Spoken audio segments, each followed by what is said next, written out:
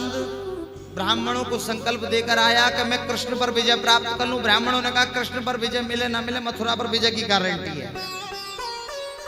ब्राह्मणों की वाणी बड़ी रहस्यमय होती है, सब समझ नहीं पाते। वो जानते हैं भगवान कृष्ण है। तो भगवान का एक घोषणा है, अपना मान टले टल जाए, भक्त का मान न टलते देखा, और विधि को नियम बदलते देखा। भगवान अपने ब्राह्मणों का मान टलने नहीं देते, इसलिए रणछोड़ बन गए। ब्राह्मणों ने अपने तेज पुंज से एक रथ बनाकर दिया, इस पर सवार होकर जाओ तो मथुरा को जीत लोगे। भगवान ने सोचा अब क्या करें, अब तो भागना ही सही है। क्षत्रिय भागते हैं, अच्छी बात नहीं होती, उस क्षत्रिय को धिक्कार है जो रण छोड़कर भाग जाए। लेकिन भगवान ने वह भी अपने ऊपर आक्षेप ले लिया और भगवान क्या बोल गए, बन गए रणछोड़ बन गए। बोलिए रणछोड़ भगवान की। अब जब आप द्वारिका जाओगे तो वहां गुजरात वाले रणछोड़ भगवान की जय लगाते हैं। अच्छा, रणछोड़ एक तरीके की गाली है, किसी वीर पुरुष के लिए ये गाली है। कोई योद्धा हो बोले तुम तो रणछोड़ हो यार, तुमसे क्या लड़ेंगे। जरासंध लड़ा नहीं भगवान से, फिर बोले मैं रणछोड़ों से नहीं लड़ता भाई। भगवान रणछोड़ बने, मुचकुंद जी का उद्धार कराया, मुचकुंद जी से काल यवन का उद्धार कराया और द्वारिका जाकर बसा दी। अब भगवान क्या बन गए, द्वारिकाधीश। बोलिए द्वारिकाधीश भगवान की। जब द्वारिका भगवान द्वारिका के राजा बने, तब एक बार भगवान के पास एक पत्र आया।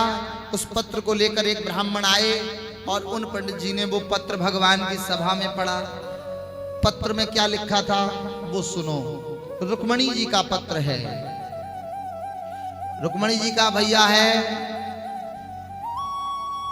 भीष्मक की बेटी हैं और रुक्मी इनका भाई है। ये रुक्मणी जी का विवाह शिशुपाल से करना चाहता था। रुक्मणी जी मन ही मन भगवान से स्नेह करती थी, तो आज इनकी सगाई शिशुपाल से तय हो गई। रो रही थी भाभी, इनका रोने से बात नहीं बनेगी, कुछ लिखना सीखा है तो लिख दो। तो लिख दिया, पंडित जी को दिया। पंडित जी द्वारिका पहुंचे, द्वारिका जाकर पत्र दिया। भगवान को बोले ये चिट्ठी आपकी है। भगवान बोले मेरा ब्राह्मणों से कुछ भी छिपा नहीं है, आप मेरे प्रिय हो, आप ही पढ़ो इसको। बोले प्रभु ये वो वाला लेटर नहीं है जो सबके बीच पढ़ा जाए। बोले मेरा कुछ भी ऐसा नहीं है जो आपके बीच ना पढ़ा जाए, आप पढ़िए। तब बड़े सुंदर ये पत्र में लेके बैठा हूं, देखो यही है रुक्मणी जी का पत्र, बड़ा प्यारा है। ये हमको आप सबको मिला था जो हमारे साथ द्वारिका गए थे। द्वारिका में वहां पुजारी जी ने दिया था। इसको रोज सुनाया जाता है द्वारिकाधीश को कि द्वारिकाधीश चले ना जाए कहीं, तो उनको बताया जाता है कि एक कॉन्ट्रैक्ट पहले हो चुका है आपके साथ रुक्मणी जी का, अब नहीं कोई और, नॉट अगेन। अब तुम द्वारिका छोड़कर कहीं नहीं जाओगे। श्रुत्वा गुणान भुवन सुंदर शृण्वतां ते निर्विश्य कर्ण विवरै हरतो गतापम। रूपम दृशाम दृशतमाखिलार्थ लाभम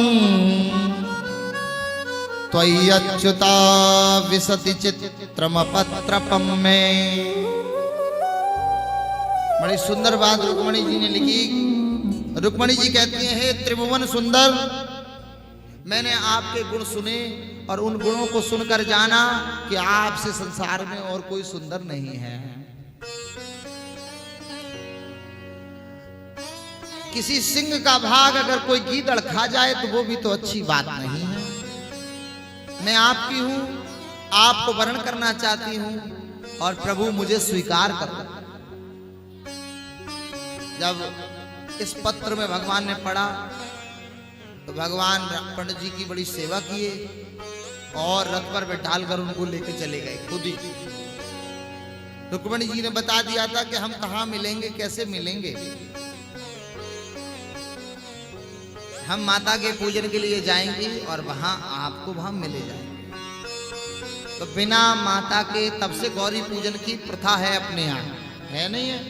जब कन्या का विवाह होता है तो गौर पुजवाई जाती है।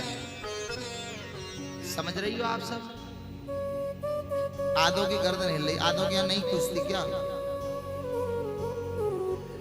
मतलब अपनी माँ से अनुमति मिले न मिले, कम से कम जगत माता से तो अनुमति विवाह की ले ही लेनी चाहिए। नहीं पूछती, कोई बात नहीं।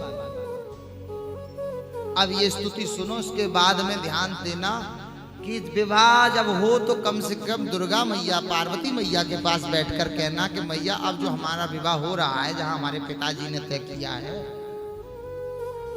अब आप हमें आशीर्वाद दो कि वो बहुत अच्छे से चले।